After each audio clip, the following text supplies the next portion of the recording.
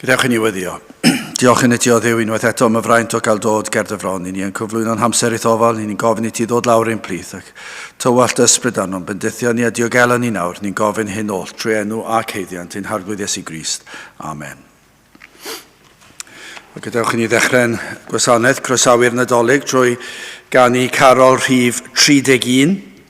Welen gwawrio ddydd i'w gofio gen i seilo gorau swydd. 31 gewn ni sefyll i'w chanu.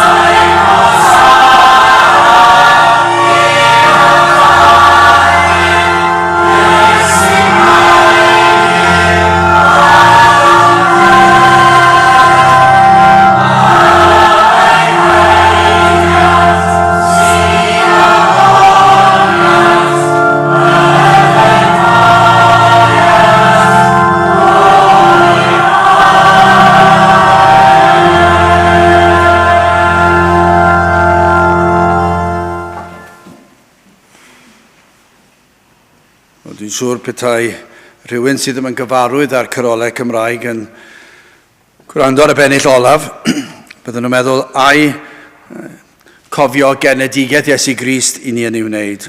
Halleluia, halleluia, aeth i'r lladdfa yn ein lle. Ac yn meddwl ein bod ni wedi dod i gofio'r preseb a'r enedigaeth gwirthiol. Ac i ni yn. Ond fel i ni'n dweud yn aml, mae'r holl hanes y geni yn ein pwyntio ni tuag at y groes. Ac dyma pam i ni'n llawenhau. Ni'n llawenhau iddo gael ei eni, ac i ni'n dweud halleluia iddo gael ei eni, oherwydd daeth mwyn mynd i'r lladdfa yn ein lle. Fe ath i'r groes mwyn cymryd ein cosb. A'r ddwy linell olaf, am ei heiddiant, sy'n ogoniant, bydded moliant mwy, amen. Heiddiant Crist. Dyna yw yr hyn sydd yn peri ni lawenhau.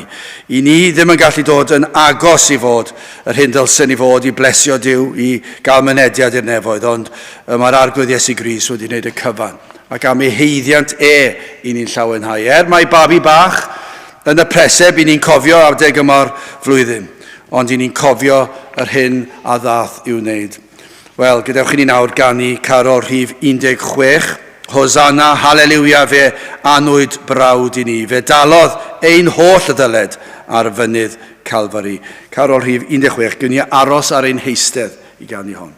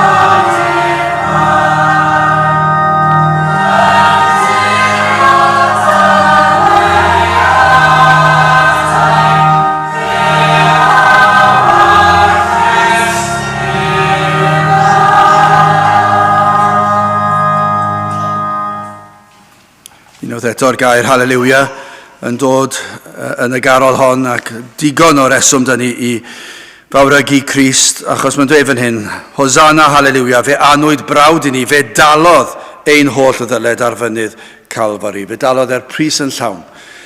Ac blynyddoedd ar ôl dod i gredu, fe fydd yr un drwg yn dod ac yn hatgoffa ni o pechodau ac yn dweud, sicr, does dim addeiant am y pechodau hynny. Wel, allwn ni atgoffa'r un drwg a dweud wrtho, fe dalodd yr arglwydd Iesu Grist ein holl ddyled ar fynydd Calfari. Pechodau'r gorffennol, presennol, dyfodol. Pob un pechod y mae Crist wedi gosbi am bob un ohonyn nhw yn ein lle ni. Wel, gadewch ni nawr ganu carol arall, un o fy hoff garolau, rhif 24. Rho'n foliant o'r mwyaf i ddiw y goruchaf am roi fab a nwylaf yn blentyn i fair i gymryd ein natur a'n dyled, unwaith eto, mae wedi talu'r pris yn llwyr, a'n dyled a'n dolir i'n gwared o'n gwewyr a niwair am eiriau.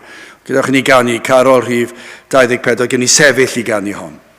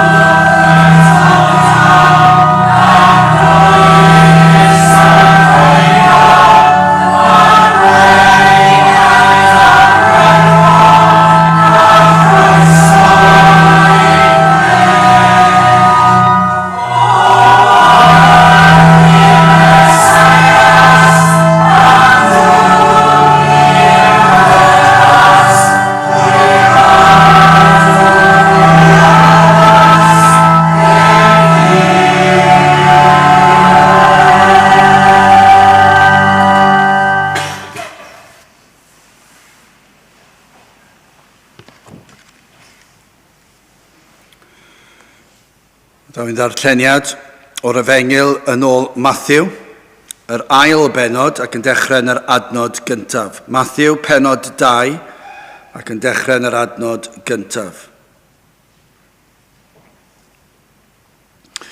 Ac wedi genir Iesu y methlem Jwdea yn nyddiau Herod Frenin, wele doethion a ddeithant o'r dwyrain i Jerusalem, gan ddywedyd pa le y mae'r hwn a anwyd yn frenin yr Iddewon, canis gwelsom ei seren ef yn y dwyrain a deithom i'w addoli ef.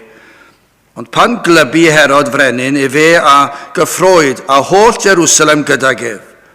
Ac wedi dwyn ynghyd yr holl archoffeiriaid ac ysgrifenyddion y bobl, fe a ymofynodd a hwynt pa le y genid Crist.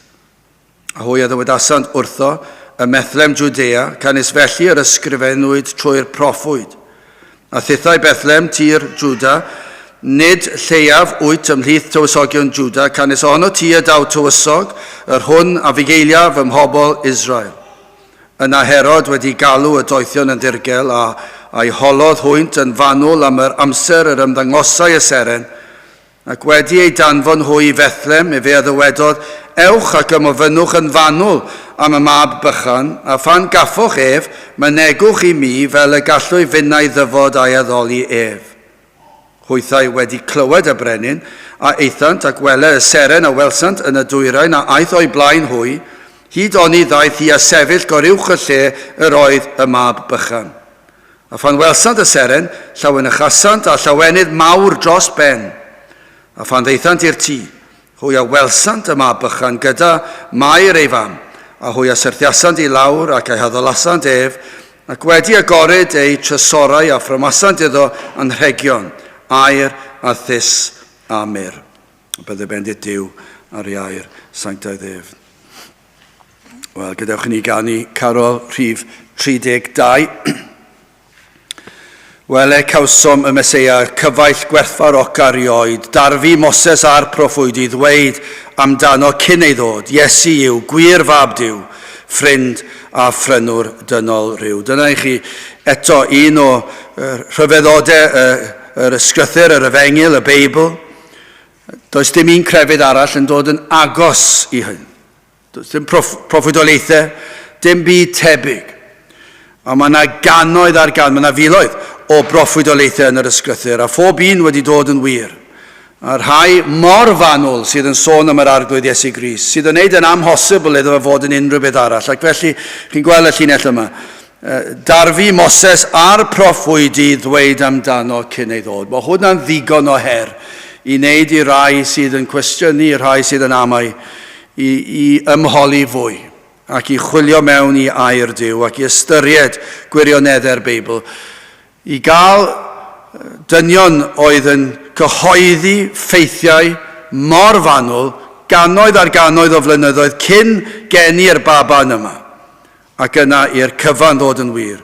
Mae hwnna yn neges yn ei hun. A'r neges oedd y proffwyd i'n dweud, nid yn unig bod e'n mynd i ddod, ond beth oedd ei bwrpas e'n dod, i ddod i'n hachub ni. Wel, gadewch i ni ganu Carol rhif 32, gan ni sefyll i ganu hon, wele cawsom y Meseia. Yeah.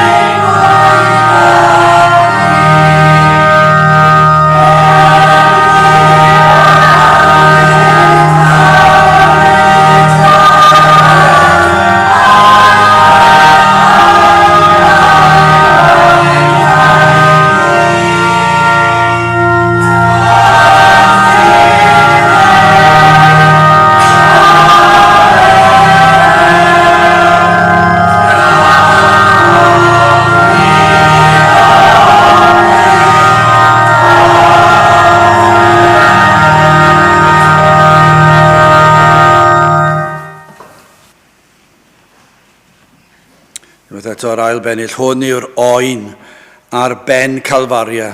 Unwaith eto, ni'n dechrau gyda'r preseb, ond yn symud ymlaen yn gloi iawn, dydyn, at y groes. Hwn yw'r oen ar ben Calfaria, aeth i'r lladdfa neu'n lle. Swm ein dyled fawr a dalodd ac fe groesodd filiau'r ne. Mae wedi delio gyda'n dyled ni. Mae wedi talu'r pris. A fe wnaeth y hyn, trwy ei waed, unig caid, bythol heddwch a rhyddhad. Dyna yw'r efengyl. Mae'r arglwydd Iesu Grist wedi talu'r pris yn llwyd, talu'r ddyled yn ein lle ni. Ac fe wnaeth y hyn ar y groes, fe lifodd y gwaed allan o'i wythiennau fe. Pan hoelwyd yr hoelion i'w ddwylo ac i'w draed, ac gwthio'r gwaywff hon i'w ochr e. Dyna'r darlun o'r gwaed yn llifo, sef dath y bywyd allan ohono, fi oedd e farw. Ond yr darlun fwy yw hyn, bod y tad wedi tywallt ei farn, ei gosb, ei ddigofaint, ei ddicter y cyfan. Am ein pechodau ni ar yr arglwydd Iesu Grist, achos ar y groes, gosodwyd ein pechodau ni oll arno fe. Gyno ar y groes fe ddioddefodd Crist am yr holl gamweddau i ni wedi wneud. Hyn sy'n gyfwerth ac uffern i bob un o'i blant. Ac felly trwy ei waed a lifodd. A'i waed dyma'r darlun gyda'i waed hefyd yw hyn i fod e'n golchi ni'n lan. Y ffynon a gorwyd ar fryn Calfaria, ar y groes. Y gwaed yn pistullo. Y darlun a'r gwahoddiad yr efengyl yw chi ddod at Grist fe fydd yn golchi pob staen pechod i ffwrdd. O dyma pam mae'r garol yn gorffen ar y drydydd pennill. Frodyr dewch, llawen hewch, diolchwch iddo. Byth nath ewch. Peidiwch byth a thaweli. Cariwch ymlaen. Pob diwrnod o'ch bywyd. Mae fe ddylai fe fod yn wir. Os yni wedi profi hwn, yna fe ddylai hwn fod yn pwnc ein canu. Dyma be fydd pwnc ein moliant ni, yw fod Iesu Grist wedi talu'r pris yn llwyr. Wel, gadewch i ni ganu Carol rhif 28, un noson braf, serenog, bu cynnwrf yn y nef. 28, gyn ni aros ar ein heistedd i ganu hon.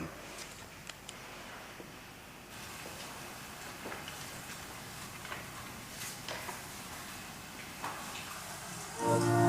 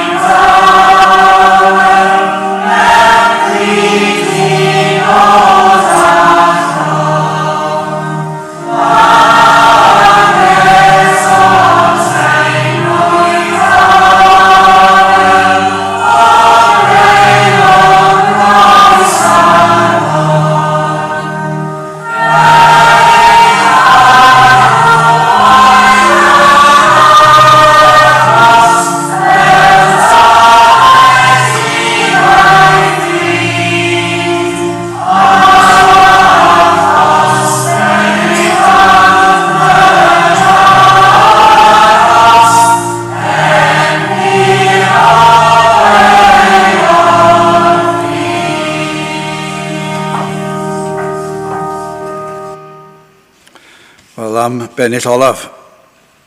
Y baban cysgain dawel mewn cryd dinod a llwm. Dyna'r darlun ni'n gyfarwydd ag e.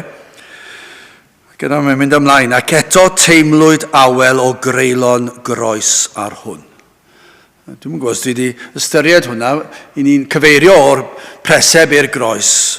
Ond am awel fydde wedi bod ar y digwyddiad gwirthiol yma, yr enedigedd wirthiol, ac mewn safle dinod a llwm, ond mi fydde yna bresenoldeb rhyfedd wedi bod yna. Rhai oedd yn deall rhywfaint. Mi fydde yna bresenoldeb yr awel yma o fryn Calfari, allwch chi ddweud, o greulon groes ar hwn. Yr oedd y groes yn agosau yn gyflym iawn doedd. Oedd y newydd cael ei eni, ond oedd wedi gwybod mai dyma pam y ganwyd e. Ac felly fydde yna bresenoldeb rhyfedd iawn yna, fydde yna ymdeimlad yna, fydde awel rhyfedd iawn wedi bod ar enedigedd Crist. Y llawenydd ac eto, mab Duw wedi dod, yr holl foliant oedd yna o gwmpas yr enedigedd, ond hefyd y difrifoldeb y sefyllfa. Yr oedd Crist yn mynd i ddioddef cosb, a'r gosb mwyaf erchill allwch chi ddychmygu. Ei farw oedd yn agos fel taledigedd ryd, achos oedd yna ddyled. Roedd rhaid o dalu'r pris sy'n hachub ni, a chosb ei dad yn aros piro eog fyd. Mwyn dod â iachawdwriaeth, yr oedd y gosb yma. Dyma oedd yr heswm i wenedigeth. Wel, gadewch ni gan i Emyn Carol rhif 21. O deied pob Cristion i Fethlem ar awron, i weled mor dirion yw'n Duw. 21 gan i sefyll i gan i hon.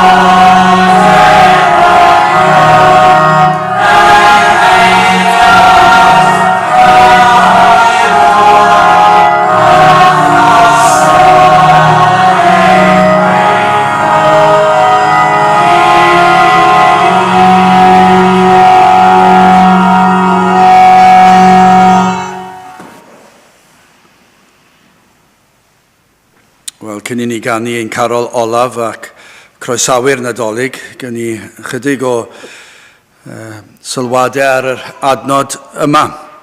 Yn Matthew, yr ail benod, adnod 11. A phan ddeithant i'r tŷ, hwy a welsant yma bychan gyda Mair ei fam, a hwy a syrthiasant I lawr ac ei haddolasant ef ac wedi agored ei trysorau a phrymasant iddo yn rhegio'n air a thys a myr.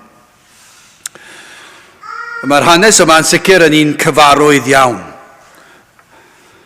Hanes gwahanol fathau o geisio sydd yma. Cyn yr adnod y testyn, I ni yn darllen adnod eraill am un y cymeriad I ni'n gyfarwydd ag am Herod. A phan glywodd Herod, yr hyn oedd gan y doethion i'w ddweud, am ymateb sydd yna, ac am geisio I ni'n gweld gan hwn. Adnod 4, a chwedi dwyn ynghyd yr holl archoffeiriaid ac ysgrifenyddion y bobl, efe am y fynodd a hwynt pa le y genyd Crist. Mae'n holi ble y mae'r Iesu yn mynd I cael ei eni. Mae yna rhywfaint o ddiddordeb yna. Does, mae yna geisio, mae'n sicr mae'n ceisio. Mae am ddarganfod ble mae yr un yma nhw'n sôn amdano yn mynd I cael ei eni. Yr oedd am wybod, os oedd yna unrhyw wybodaeth, mwy manwl y gall ei gael. Nid, sylwch, nid mwyn addoli'r Iesu, dyma'r tristwch. Beth yw'r rheswm bod rhai pobl yn ceisio?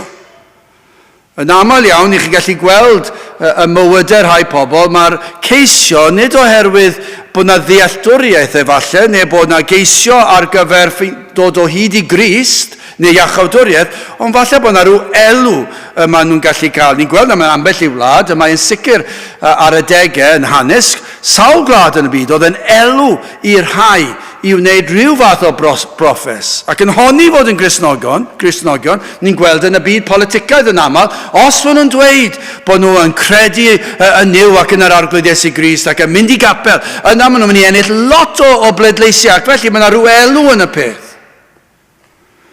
Ond y ceisio sydd yn hyn gan Herod, nid mwyn addoli'r arglwydd Iesu Grist yr oedd yn ymholi, ond oedd yn holi mwyn I laddau. Oedd ddim yn neud yn glir ar y cychwyn ag oedd. I ni'n gweld adnod 7. Yna Herod wedi galw y doethion yn ddirgel, a'i holodd hwynt yn fanwl am yr amser oedd ymddangosasau y seren. Roedd e wir eisiau gwybod ac yn rhoi'r argraff iddyn nhw. Rhoi'r argraff i'r doethion I fod e wir eisiau gwybod. Mae gymaint o ddiddordeb gen I. Mae'n ofnadw'n diwedd. Yr ymddangosiad o geisio. Yr ymddangosiad fod yr ceisio'n llawer gwell nag yr oedd e.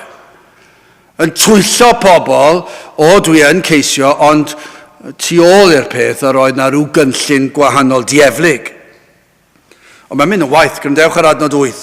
Ac wedi ei danfon hwy Fethlem, fe ddywedodd, ewch ac ymofynnwch yn fanwl am y mab bychan, a phan gaffoch ef, mynegwch I mi fel y gallwch fynnau ddyfod a'i addoli ef. Nawr mae'n dweud celwydd nawr hefyd. Oedd yn dweud celwydd cyn, ond mae'n blwmp ac yn blaen nawr. Mae'r celwydd yn mynd yn waith, mae'n mynd yn fwy clir. Dwi ddim yn fater llwyd dim mwy. Mae'n ddi ac yn wyn. Mae'n dweud celwydd mwyn lladd yr Iesu. Dwi ddim eisiau profiad o'r Iesu. Dyna allan ni fynd mlaen am gwahanol fathau o geisio sydd ddim yn wir geisio, ond does dim amser heno yma I edrych ar hyn. Ond am wahaniaeth sydd yna yn y ceisio'r doethion. Grydewch ar hwn. Mae hwn mor gyffroes. Dyma'r ceisio I ni am I gyhoeddi I bob un. Adnod cyntaf o'r benod hon. Ac wedi geni'r Iesu ym Methlem Jwdea, yn nyddiau Herod Frenin, wele, doethion a ddeithant o'r dwyrain I Jerusalem, gan ddywedyd, pa le y mae'r hwn a anwyd yn frenin yr Iddewon, can gwelsom ei seren ef yn y dwyrain, a deithom i'w addoli ef. Nawr, mae hwn yn wahanol. Mae nhw wedi dod I geisio Crist. Ac I roed y fath ymdrech. I roed y fath ymdrech yn y ceisio. Mae'n amlwg bod hwn yn geisio sydd mae'r arglwydd wedi cychwyn. Wedi rhoi ar eu cylonau nhw. Tybed, oes yna rai sydd yn gwrando. Efallai mae tro cyntaf neu wedi gwrando o'r blaen. Ac efallai o'r diwedd eich bod yn dechrau ymholi, yn dechrau ceisio, yn dechrau cwestiynu, falle'n dechrau meddwl bod gan yr arglwydd Iesu Grist yr atebion i'r cwestiynau sydd yn eich calon. Dyna'r gobeith bod yna rhywun heno yn meddwl am y Nadolig, yn meddwl am y Nadolig sydd yn agosau, ymhen chydig o eiliadau, chydig o funudau sydd cyn bod y Nadolig yn cychwyn, a bod yna rhai yn dechrau meddwl, efallai bod problemau bywyd, falle tristwch bywyd wedi dod ar eu traws nhw. Ac yn goffa gwynebu dydd Nadolig, ac yn falle meddwl beth yw pwrpas y cyfan. Ac efallai'n dechrau gofyn, a dechrau gofyn I Dduw, a oes na rhywbeth yn hyn, ac falle wedi dod rhywsut I wrando ar yr oedfa hon. A bod hwn yn ddisgrifiad ohonoch chi, bod chi'n dechrau ceisio, gwir ceisio. Ac yn meddwl bod gan Grist yr atebion, wel, sylwch ar hwn, sylwch ar y doethion, adnod 10, a phan welsant y seren, llawen ychasant a llawenydd mawr dros ben. Nawr, am adnod. Ond chi'n gwybod be, mae yna berig yn yr adnod. Mae'n hyfryd, ond mae yna berig. Mi roedd yna gyffro pan welon nhw'r seren. Am gyffro. Yr oedden nhw'n llawenhau, llawen ychasant a llawenydd mawr dros ben. Mae hwnna'n dweud mor blwmp ac yn blaen ac y gellir ei wneud. Llawen ychasant a llawenydd mawr dros ben. Roedden nhw mor hapus I weld y seren. O'n nhw ar y ffordd gywir yn agosau at Grist. O'n nhw'n agos I Iesu Grist. Gai roi rhybydd I chi fan hyn. A dyma lle mae'r tristwch, dwi'n credu bod yna lot fawr os nad y mwyafrif wedi dod i'r adnod hon, ond heb symud ymlaen I adnod 11. Maen nhw'n llawn cyffro, adeg y Nadolig, stori'r geni, am yr arglwydd Iesu Grist. Falle yn fwy yna bod yna rhywbeth crefyddol, bod yna rhyw brofiadau, bod nhw'n hoffi clywed yr hanes, a maen nhw'n hoffi'r holl sôn. A maen nhw'n llawenhau, llawen ychasant a llawenydd mawr dros ben. Falle bod yna rai yn llawenhau. Yn dod I gapel, yn dod I oedfa noson o gyrolau, Croesawu'r Nadolig, yn dod I oedfa bregethau hyd yn oed. A maen nhw'n llawenhau yn yr holl bethau crefyddol. Mae yna lot o bobl crefyddol sy'n hoffi mynd i'r capel, hoffi canu emynau a carolau amser Nadolig, yn hoffi darllen y Beibl hyd yn oed, meddwl bod yn iaith hyfryd, ac hyd yn oed hoffi'r syniadaeth a'r moeser a thrawiaeth. A maen nhw'n hoffi'r cyfan, maen nhw'n llawenhau, ond chi'n gwybod beth, dyn nhw ddim wedi dod at Grist. Dychmygwch y doethion yn llawenhau wrth weld y seren bod nhw'n agos at Grist, ond heb fynd ymhellach. Dyna'r tragedy. Faint o bobl sydd wedi dod at y man yna, wedi dod mor agos. Gwrandewch ar adnod 11, mae hwn gymaint gwell. A phan ddeithant i'r tŷ, hwy a welsant y mab bychan gyda mair ei fam, a hwy a syrthiasant I lawr, ac ei hoddolasant ef, ac wedi agored ei trysorau a ffrymasant iddo, yn rhegion air a thys am yr. Nawr gwahaniaeth. Maen nhw'n dod at yr Iesu. Maen nhw'n gweld y baban. A tybiwn ni fel ganon ni yn y carol oedd awel o galfaria fryn. Ac yn syth beth wnaethon nhw, syrthiasant I lawr, ac addoli Crist. Mae'r rhain di deall yr efengil do. Maen nhw'n syrthio lawr, maen nhw'n addoli Crist, a maen nhw'n rhoi ei rhoddion mwyaf gwerthfawr gallech chi roed. Maen nhw'n rhoi, allech chi ddweud, mae'n geiriau eraill, maen nhw'n rhoi ei bywydau I Grist. Am beth, am bod Iesu Grist, ond nhw'n gwybod mynd I roed ei fywyd dros nhw. Na dyma I chi gwir grefydd. Nid y gweld y seren ac yn llawenhau. Wrth gwrs mae'r rhain, oedd nhw'n iawn I lawenhau I gweld y seren, ond yn gweld y seren achos nhw'n agos at Grist. Ond oedd y gwir lawenydd pan ddeithon nhw at Grist a'i weld a phlygu lawr a syrthio lawr ac addoli Crist. Nawr wrth gloi, gai ofyn hyn. A ydych chi wedi dod at y man honno? Neu a yw eich crefydd chi dim ond wrth weld y seren? Sydd yn pwyntio at Grist, ond chi ddim wedi dod at Grist, chi ddim wedi dod at y groes. Wel, dyma'r neges heno yma wrth I ni groesawu'r Nadolig.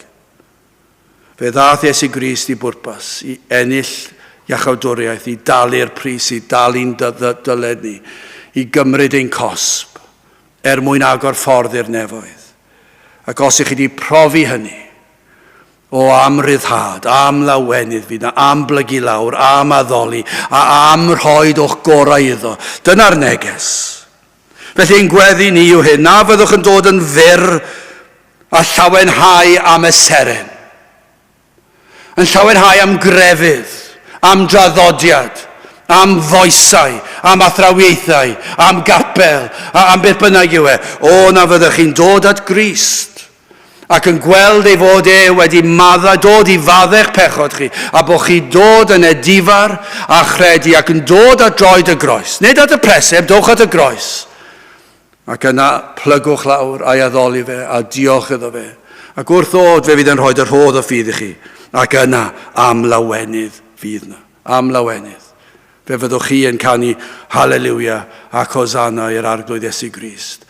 Am yr hyn oll y mae e wedi wneud troson ni. A phan ddeithant i'r tŷ, hwy a welsant yma bychan gyda Mair ei fam, a hwy a syrthiasant i lawr, ac a'i haddolasant ef, ac wedi agored ei trysorau, a ffrymasant iddo, a'n rhegion, air a thys a myr. Wel, gadewch i ni orffen ein gwasanaeth wrth i ni Croesawu'r Nadolig, i ganu Carol rhif 15. Heddiw llawen ychwn, na foedd neb yn drist, mewn carolau seinion foliant Iesu Grist. Carol rhif 15 gyda sefyll i'w chanu.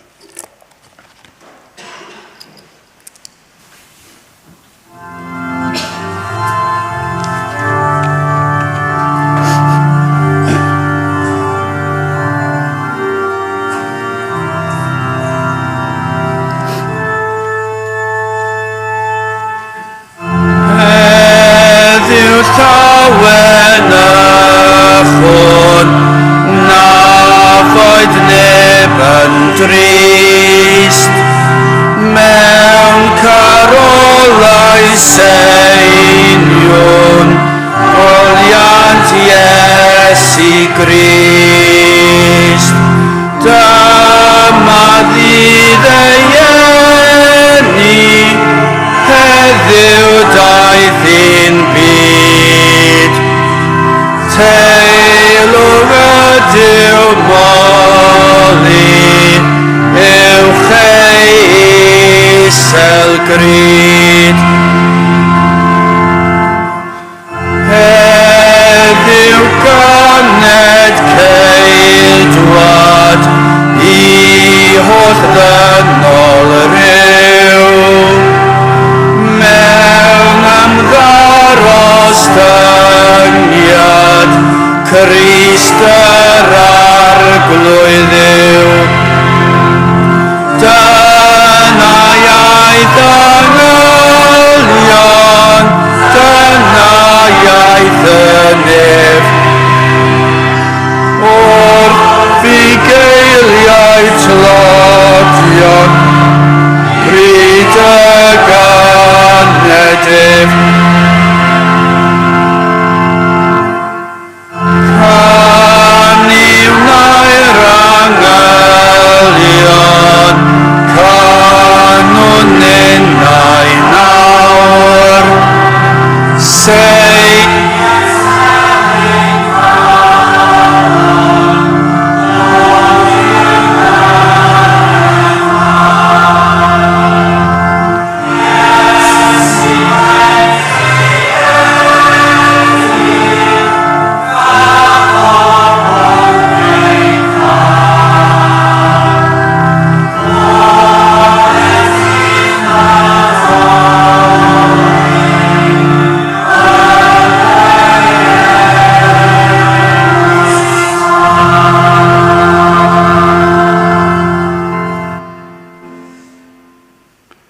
nawr bydd ydi ras sy'n harglwydd Iesu Grist a chariad Duw a chymdeithas yr ysbryd glân fod gyda chwi oll hyd byth. Amen.